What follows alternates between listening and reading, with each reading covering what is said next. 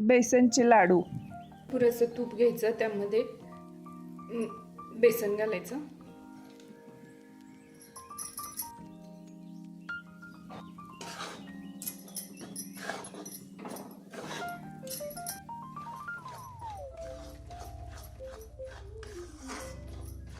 भरपूर तूप टाकून छान हलवून घ्यायचं, लाल होईपर्यंत. छान असं लाल होईपर्यंत भाजून घ्यायचं. असं लाल बेसन भाजलं की त्यामध्ये थोडंसं तूप टाकायचं.